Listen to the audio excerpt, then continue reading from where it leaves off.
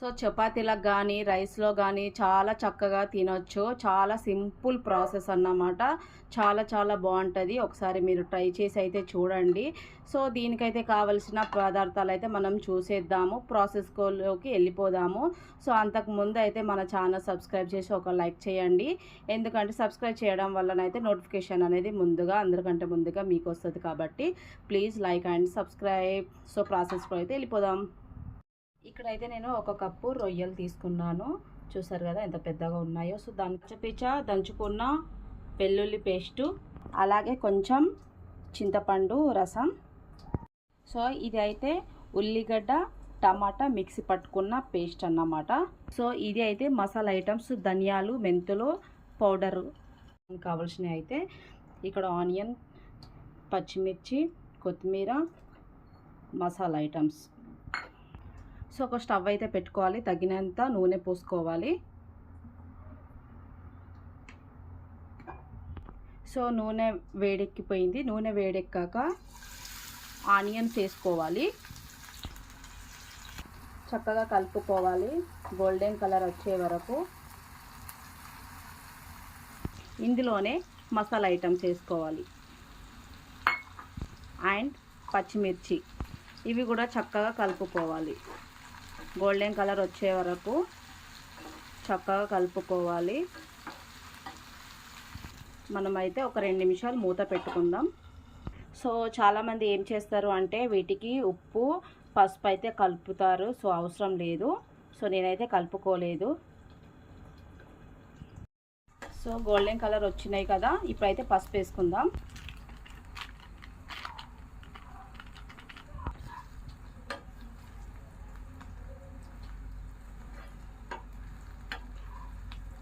So ఇందులోనే ఇందాక దంచుకున్న వెల్లుల్లి పేస్ట్.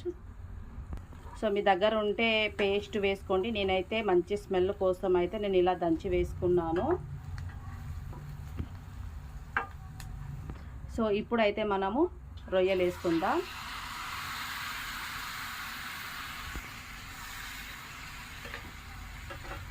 మంచిగా మనము కలుపుకోవాలి. ఇలా అయితే చక్కగా కలుపుకోవాలి. ఇప్పుడు 2 నిమిషాలు అయితే మూత పెట్టి ఉంచుకుందాం. చూసారా ఇందాక ఎలా ఉండే ఇప్పుడు ఎట్లా ఉండే, మొత్తం వాటర్ అయితే పైకి వచ్చేసినాయి. చూసారా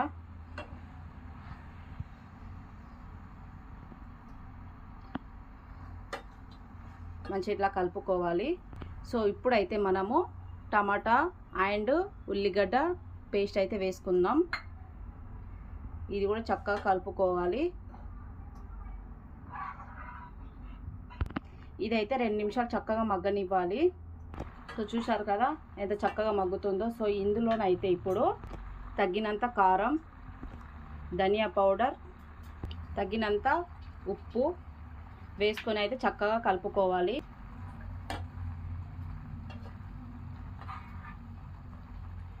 సో చూసారుగా ఎంత చక్కగా అవుతుందో. ఇలా అయితే ఇంకా ఒక 5 నిమిషాలు చక్కగా మగ్గనివ్వాలి. సో చూసారు కదా చక్కగా మగ్గింది. ఇందులో అయితే కొంచెం చింతపండు రసం పోసుకోవాలి. ఇంకొక 2 మినిట్స్ చక్కగా మగ్గనివ్వాలి.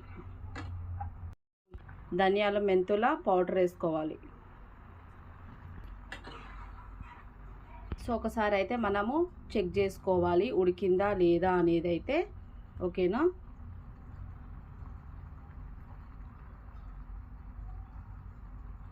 ఉడికింది. సో చక్కగా అయితే ఉడికేసింది అన్నమాట. సో ఫైనల్గా అయితే మనం కొత్తిమీరతోటి గార్నిష్ చేసుకోవాలి. ఇంతే సింపుల్గా మనమైతే రొయ్యల ఫ్రై అయితే చక్కగా చేసుకోవచ్చు.